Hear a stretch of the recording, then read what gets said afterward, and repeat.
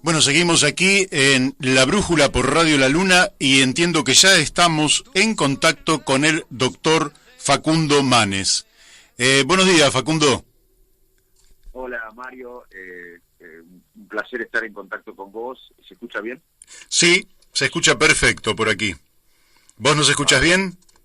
Perfecto, muchas gracias por el llamado. Bueno, para nosotros es un gusto y esto no es una formalidad porque solo hablamos con gente con la que nos da gusto hablar para que también los oyentes sientan este afecto que nosotros sentimos con cada uno de nuestros invitados y nuestra admiración además.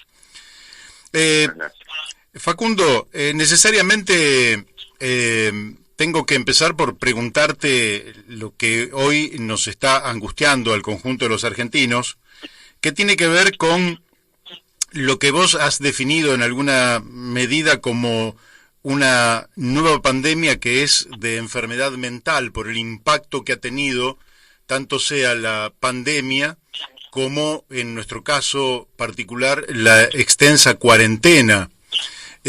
¿Cómo pensás vos que esto ha impactado sobre los mayores, sobre los niños, los jóvenes o la gente adulta? ¿Qué impacto ha tenido? Sí, el impacto en la mente, en las, te diría, habilidades mentales ha sido fuerte.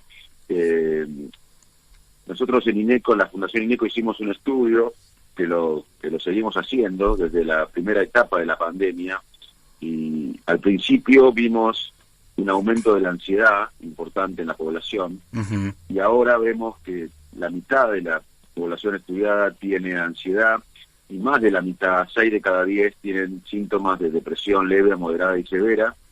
Uh-huh. Y hay una fatiga mental enorme y además, como bien dijiste vos, los niños, los jóvenes son un grupo de riesgo, además de las mujeres, por el trabajo inequitativo doméstico, por muchas veces la violencia doméstica, y los ancianos, los mayores, que ya venían con una pandemia de soledad y ahora el confinamiento, la pandemia, la sensación de miedo, los ha afectado mucho. Así que lamentablemente estamos viendo una nueva ola de una epidemia nueva de salud mental y bueno, si no nos hacemos cargo de esto, si no hablamos de esto, si no le explicamos a la sociedad esto, quizás esto se puede cronificar.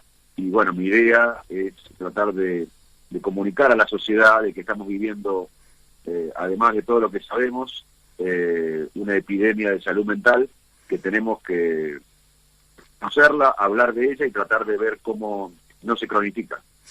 ¿Pensás que desde el Ministerio de Salud Pública están preparando equipos para atender esta nueva situación cuando la pandemia empiece por lo menos a menguar? Bueno, espero que sí. Yo presido de forma honoraria la Fundación INECO, que es una fundación que se dedica a investigar temas de neurociencia, de neurología, de psiquiatría y educar a la sociedad y a los colegas sobre estos temas. Y técnicos de nuestro equipo fueron contactados por diferentes dirigentes. Uh-huh. Y espero que se haga una comunicación masiva utilizando todos los medios que tienen disponibles para ayudar a la sociedad que está exhausta y está padeciendo, además del drama económico, laboral, del miedo al virus, está padeciendo un efecto en el bienestar mental. Claro. Te hago una consulta que no tiene que ver con con una evaluación política, más que nada una evaluación de carácter general. ¿No crees que ha sido un error haber confundido el término distanciamiento físico, que en realidad es lo que nos garantiza el no contagio? Si yo estoy con una persona a más de 2 metros, no tengo contagio, con el término aislamiento social, que parece algo contradictorio porque los seres humanos esencialmente somos sociales. ¿No te parece que a ver? Los seres humanos, es tal cual como lo dijiste vos, los seres humanos somos seres sociales.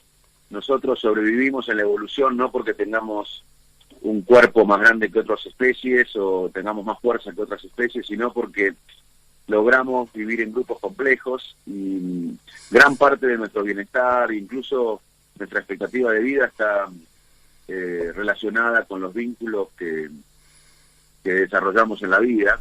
Así que este virus agarra lo mejor de nuestra especie, que es la capacidad de vínculo, y lo usa en nuestra contra. Ujú. Pero, como bien dijiste, tenemos que cumplir el distanciamiento físico, pero no el distanciamiento social, a través de la tecnología. Claro. Porque es cierto que tenemos que cumplir el distanciamiento físico, pero tenemos que seguir conectados socialmente a través de la tecnología, porque un llamado a una persona mayor que vive solo le cambia la vida. Un llamado a mi madre que vive en Salto y yo estoy en Buenos Aires con mi hermano y las familias, y ella está sola en Salto, le cambia la semana. Entonces tenemos que cumplir el distanciamiento físico, pero seguir conectados socialmente por la tecnología. Claro. ¿Vos dirías que somos una sociedad madura como para abordar, digamos, lo que queda de la pandemia a través de no imposiciones del Estado, sino a través de la responsabilidad individual de las personas? ¿O pensás que no lo somos y por tanto el Estado tiene que tener un enorme protagonismo en este sentido? Mirá, yo no soy nadie para definir si somos una sociedad madura o no, pero lo que trato de explicar es que vamos a convivir con el virus hasta nos guste o no, hasta que aparezca una cura o una vacuna, y yo no veo esto posible hasta principios del año que viene, por lo cual vamos a tener, no podemos estar en cuarentena hasta el año que viene, porque la economía y el impacto social va a ser tremendo, que además va a afectar la salud, el desastre económico y el desastre social Claro. y humanitario va a impactar a la salud, y además ya está impactando, porque la salud mental no se puede diferenciar de la salud física, la salud es integral. Entonces, lo que vamos a tener que discutir en la Argentina es cómo hay mayor responsabilidad social, que la gente tenga conductas que nos permitan convivir con el virus hasta que aparezca la cura o la vacuna. Así que tenemos que sí o sí involucrar más a la sociedad y permitirle mayor responsabilidad social. Y en ese aspecto yo creo que los argentinos estamos preparados para hacerlo. De hecho, tuvimos ya casi 4 meses o más encerrados y se cumplió bastante bien, aparte que no somos un país fuerte como Alemania o como Estados Unidos o como países europeos, somos un país pobre, no desarrollado, y nos aguantamos 4 meses adentro, así que no tengo por qué dudar del pueblo argentino, pero lo que le diría a las autoridades es que su discurso, su comunicación puede impactar en la mentalidad o en el bienestar mental de los ciudadanos. Ellos tienen que tener un discurso claro, honesto, que la sociedad que está sufriendo, que se está empobreciendo, que está perdiendo el trabajo, no vea oportunismo político en sus declaraciones, ni miserias políticas. Así que bueno, todos tenemos una gran responsabilidad, y cómo comunican los dirigentes también. Bien. ¿Vos creés que va a tener un impacto esta pandemia en términos de valores? Porque fíjate que muchas veces ocurre con las guerras, que generan grandes ilusiones sobre el surgimiento o si querés, el fortalecimiento de los mejores valores del ser humano, la cooperación, la fraternidad, la solidaridad, la amistad. Y de pronto a veces ocurrió parcialmente y a veces no ocurrió. ¿Vos sos optimista o no respecto de lo que vaya a ocurrir en la pospandemia?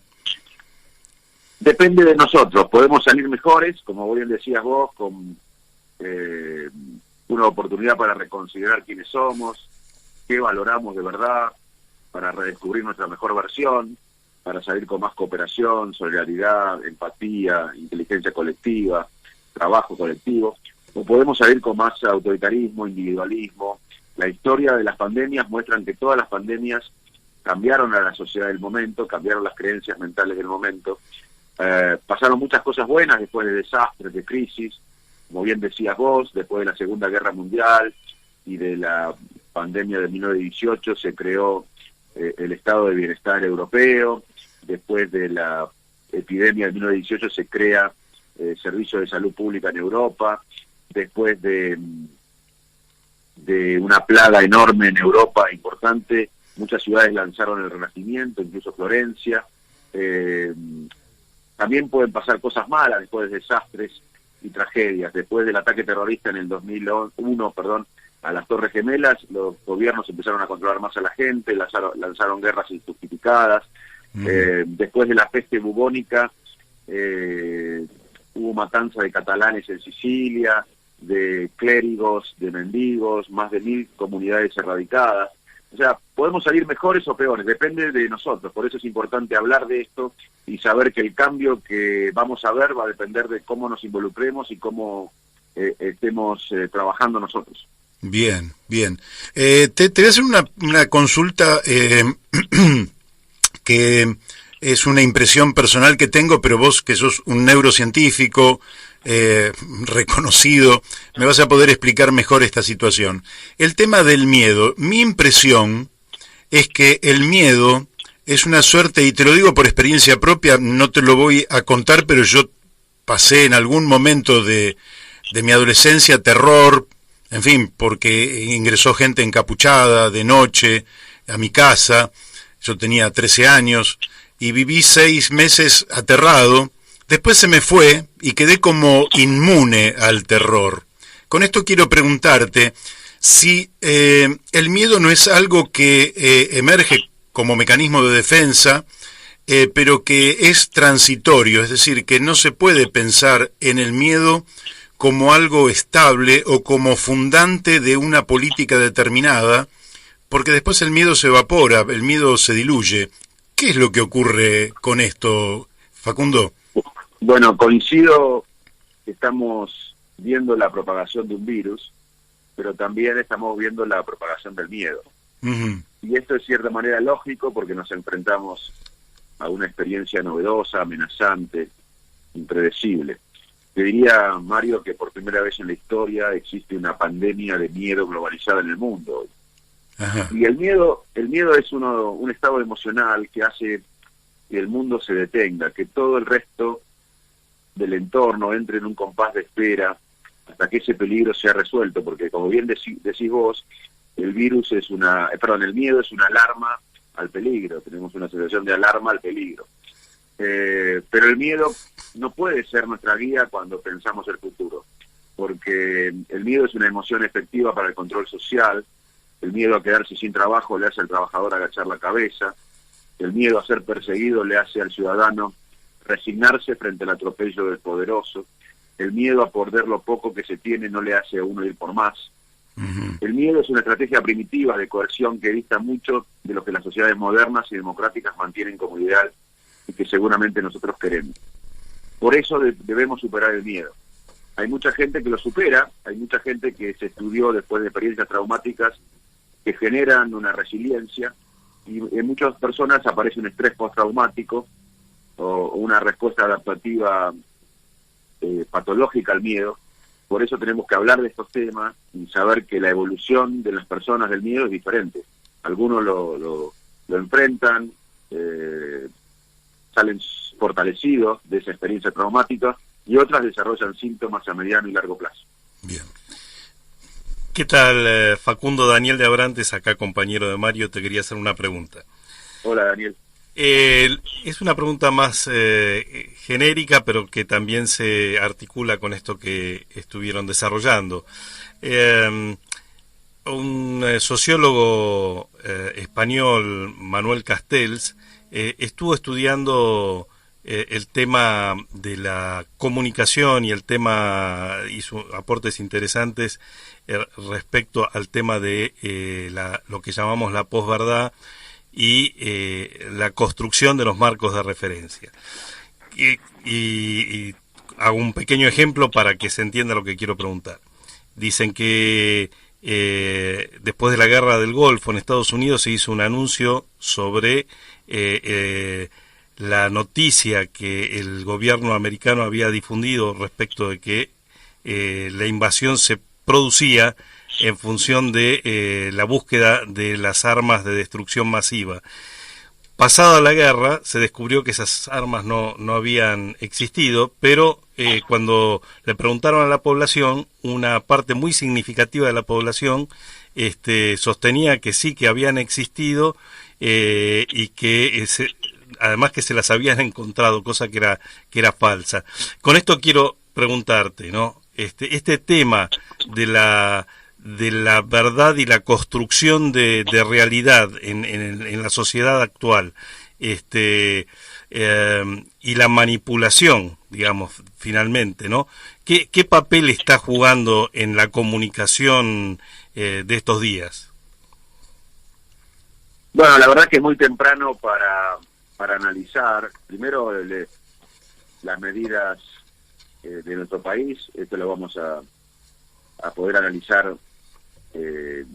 con más detalle, más fríamente, con menos sesgos cuando termine todo esto. Y también es muy temprano para analizar la comunicación. Lo que sí coincido es que la memoria, esto lo decía Gabriel García Márquez, la vida no es la que vivimos, sino cómo la recordamos para contarla. O sea, claro, inclusive la memoria humana, cuando se evoca, la memoria tiene 3 etapas, una etapa de atención, otra de consolidación y otra de evocación. Cuando uno evoca una memoria, cuando uno cuenta algo, la memoria se hace inestable y es plausible de ser recreada. Y después se guarda de nuevo, y lo que recordamos al otro día no es tanto el hecho que vivimos, sino cómo lo recordamos la última vez. Lo que hablo es de la memoria, en realidad, para el ser humano es un hecho creativo. Qué interesante. Pero en esta dirección yo te querría hacer unos minutitos más nomás, Facundo. Te quería hacer otra pregunta, pero en la dirección de lo que Daniel te acaba de preguntar. En general, el mundo científico, digamos, el pensamiento científico, exige que frente a una afirmación haya una evidencia, haya una prueba.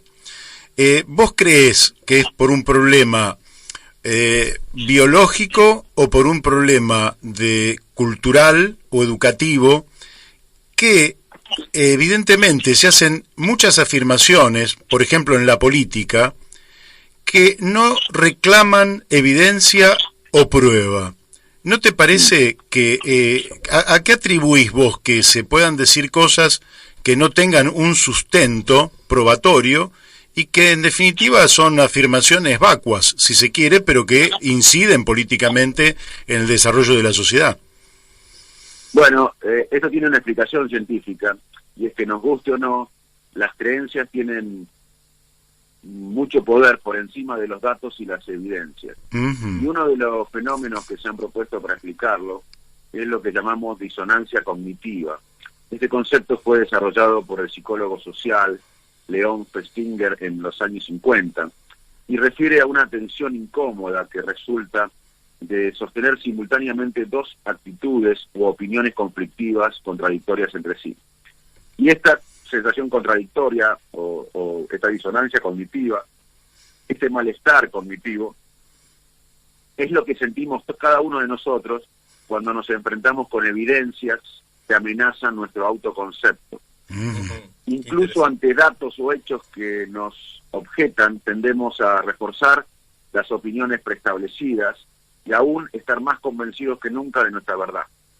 O sea, incluso vemos que muchas personas, en muchos experimentos se ve que muchas personas cambian los hechos para adaptar las ideas preconcebidas por ellos con el objetivo de disminuir la incomodidad de esta disonancia cognitiva. Y este comportamiento se llama razonamiento motivado. Básicamente seleccionamos los datos con los que queremos creer y así reforzamos nuestros preconceptos en un movimiento de retroalimentación. Y como gesto contrario evitamos, ignoramos, o quitamos valor o simplemente olvidamos lo que los contradice. Así que lamentablemente los seres humanos vamos por la vida con nuestras creencias, con nuestros prejuicios, y vamos tomando todo lo que coincide con nuestras creencias y prejuicios, más allá que sean verdad o no. Por eso lo que yo veo ahora en la Argentina, que eso sí te puedo decir que lo veo, les puedo decir a Daniel y a vos, Mario, que lo veo, es una lucha de facciones basada en esto. Mucha gente está a favor de la cuarentena o en contra según la oposición al gobierno o la oposición que tenga el gobierno. Si tuviera otro gobierno quizás cambiarían la opinión, no por la evidencia científica, sino por sus creencias. Claro, su marco de referencia. Lamentablemente yo estoy viendo una lucha de facciones, cuarentena sí o no, que muchas veces aún en gente inteligente no tiene que ver con la evidencia, sino con sus preconceptos o sus prejuicios. A la luz de esto, qué difícil que es la discusión política, ¿no? Porque es como un círculo vicioso que es difícil de romper. Sí, la evidencia generalmente no cambia lo que pensamos. Ujú. Esto tiene una explicación evolutiva, que muchas veces hay dos cosas que nos interesan más al ser humano que la verdad, evolutivamente. Una es sobrevivir, Claro. y otra es pertenecer a una tribu. Y muchas veces para sobrevivir no necesitamos la verdad. Si un antepasado nuestro hace miles de años estaba en una selva y miraba una sombra que venía del árbol grande, de unos árboles grandes, si se ponía a buscar la verdad para ver si era un tigre o una rama que daba sombra, si buscaba la verdad y era un tigre, quizás no sobrevivía. No importaba la verdad, lo que importaba era sobrevivir. Claro. Y por eso muchas veces nos importa más sobrevivir que la verdad. Evolutivamente tiene un sentido esto, pero obviamente tenemos un sistema racional crítico, un pensamiento crítico para superarlo. Pero muchas veces no lo usamos porque estamos todo el día pensando con nuestros prejuicios. Ujú. Y también otra cosa que nos da más, la realidad sería que nos importa más que la verdad, es pertenecer a una tribu. Por ejemplo, si uno es un científico republicano en el medio oeste americano, en el Midwest americano, y viene de una familia conservadora, es republicano, y es científico, o sea que sabe que el cambio climático no es mentira, que es verdad, pero como el cambio climático lo moviliza a los sectores progresistas, de izquierda, más socialistas, y él viene de familia conservadora, aunque él entienda que el cambio climático es una realidad, lo va a ignorar o lo va a ningunear porque proviene de otra tribu, de otro grupo social. Es más importante pertenecer a una tribu que la verdad muchas veces para nosotros. Qué interesante. La verdad que estamos aprendiendo, Facundo. La vida, la vida sin misión, ¿no? Tanto sea desde lo individual, que tiene que ver, por ejemplo, con la pérdida del trabajo. El que pierde el trabajo pierde un poco su misión en la vida, porque el trabajo es realización y además sirve para el mantenimiento del hogar, de la familia. ¿Puede vivir una sociedad sin misión? Es decir, sin un proyecto. Bueno, puede vivir, pero como la Argentina. Yo antes de la pandemia ya decía que era una sociedad depresiva, porque les conté que una de las cosas que nos da bienestar es los vínculos humanos. Pero otra cosa que nos da bienestar es tener un sueño, un propósito que nos exceda.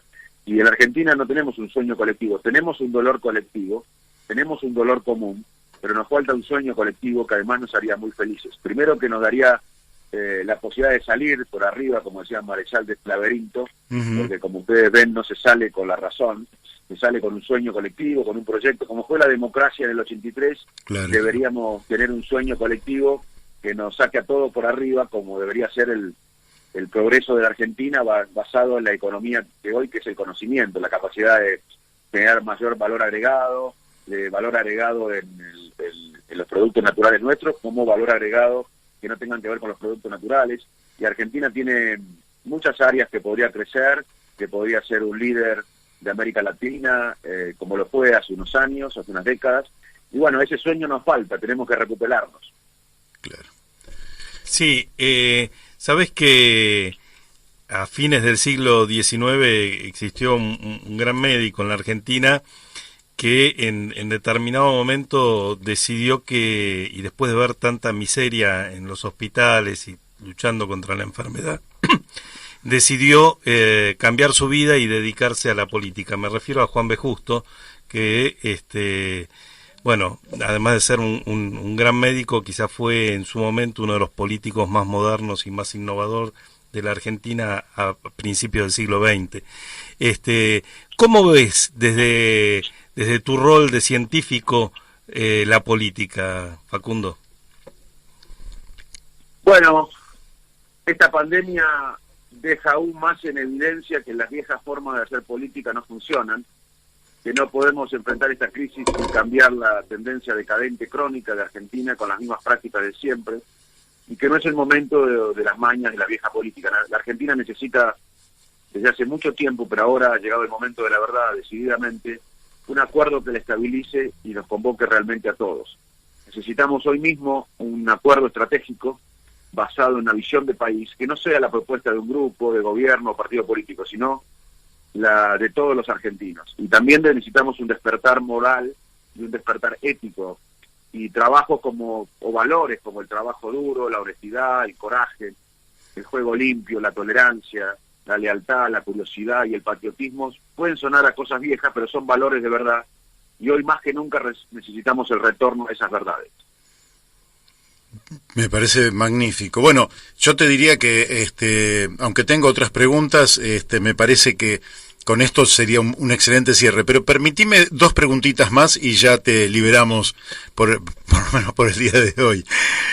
Una cosa que te quería preguntar, para hacerte una reflexión, tomarlo también con un criterio un poco superficial, pero yo a veces siento que mi estómago es más inteligente que mi cerebro. Es decir, que escucho algo y me impacta primero en el estómago, y después de mucho reflexionar me doy cuenta por qué me impactó tal afirmación. ¿La inteligencia se circunscribe al sistema nervioso central o el cuerpo como un todo es un ser inteligente? No, el cuerpo. Ya los avances en la neurociencia resolvieron esta dualidad cuerpo-mente. Cuerpo-mente es uno solo. Y a veces, muchas veces, recibimos información sensorial que llega al cerebro a lugares no conscientes, y hay una comunicación bidireccional con el cuerpo antes que sea reflexivo, que sea consciente. Así que tenés razón, es así. A veces tenemos, en inglés se llama gut feeling, o sentimientos de las tripas, te diría, que son producto de la enorme conexión bidireccional que existe entre el cuerpo y el cerebro, el cuerpo y la mente, que te diría que hoy es una unidad. No se puede separar al cuerpo y al cerebro. Bien. Última pregunta de mi parte. Hoy estamos observando la irrupción de una generación de adolescentes, de niños, de bebés casi, muy vinculados a la tecnología. Dentro de la evolución del pensamiento, el ser humano ha llegado al pensamiento abstracto, a la filosofía, a las grandes generalizaciones. ¿Vos crees que esta vinculación entre los niños, digamos, en términos globales, y la tecnología funciona positivamente en términos de evolución del pensamiento o no? Y en ese caso, ¿qué papel estaría jugando el sistema educativo? Bueno, yo creo que no sabemos todavía el impacto de la tecnología en los niños a largo plazo, porque recién han sido unas décadas de vinculación entre los niños y la tecnología, y es muy poco tiempo para lograr reflexiones profundas. Pero sabemos que el uso de la tecnología permanente agota los recursos cognitivos. Los recursos cognitivos que tenemos son limitados, y cuando estamos haciendo multitarea se agota más fácilmente, así que es bueno balancear los momentos que tenemos de tecnología y los momentos que no tenemos de tecnología. Nosotros creo que en el futuro vamos a valorar más, esto lo decía antes de la pandemia, pero ahora lo insisto, en unos años vamos a valorar mucho más el contacto humano.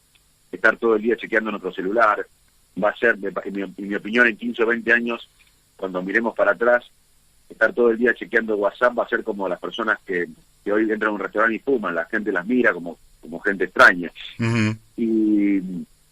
Y por otra parte, yo creo que la educación va a un sistema híbrido, donde puede haber una educación inversa, donde los alumnos ya vean la clase por tutoriales online sobre fotosíntesis o sobre lo que sea, y ya el chico o la chica vaya a la clase con la clase vista online en sus dispositivos, y la maestra o el maestro tengan más tiempo, en vez de dar la clase, para hacer los deberes, reflexionar en grupo, si todos los chicos entendieron, hacer proyectos conjuntos, inteligencia colectiva.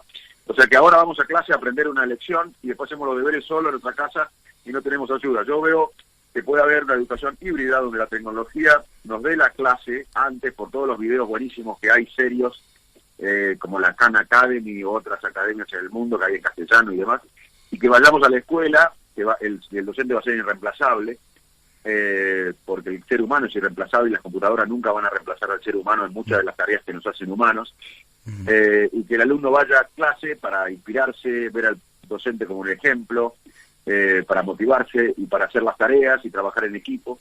Así que yo veo una educación híbrida en el futuro, y también veo que la educación ya no es más transmitir un concepto o una información precisa que se puede encontrar. No es solo eso, es crear una identidad, valores, la posibilidad de usar los recursos cognitivos, emocionales y sociales para tomar una acción, para disminuir los prejuicios, la ignorancia, que son los males de nuestra época.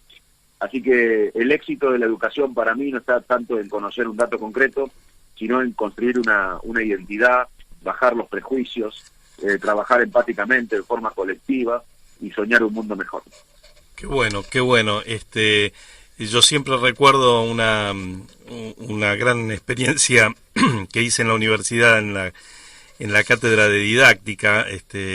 Cuando íbamos a dar el examen final nos daban un cartoncito con una pregunta y la profesora nos decía: antes de contestar van a estar media hora sin poder escribir una palabra y después va a salir la respuesta. Y era esto la necesidad de ir hacia un sistema de educación que nos obligue o que no nos obligue, sino que nos proponga llegar a niveles de aplicación del conocimiento y salir del sistema memorístico y bueno, y además una educación que ponga el acento en los valores, ¿no? Como vos bien dijiste. Bueno, la verdad que fue muy lindo conversar contigo esta media hora, ¿eh? Bueno, la verdad que yo le agradezco a ustedes, Mario y Daniel, y también, bueno, tenemos a la Argentina es una frustración, pero también hay que ser optimista en que sea una frustración, porque cuando hay frustración hay expectativas, hay un sueño. Nadie tiene sueño y expectativas de algo muerto, así que bueno, tratemos de esta frustración que es Argentina convertirla en un país que sea desarrollado, inclusivo. Va a llevar tiempo, quizás no lo veamos, pero vale la pena luchar. Bien, bien, se va a necesitar talento y creo, Facundo, que sos parte de ese talento que tiene la Argentina y por tanto te agradecemos muchísimo que hayas salido en el programa, te mandamos un fuerte abrazo y bueno, hasta pronto. Un abrazo para ambos y para toda la audiencia. Muchas gracias. Chau. Bueno, ustedes lo han escuchado, lo hemos recorrido por una cantidad de temas. Uno de los talentos que tiene la Argentina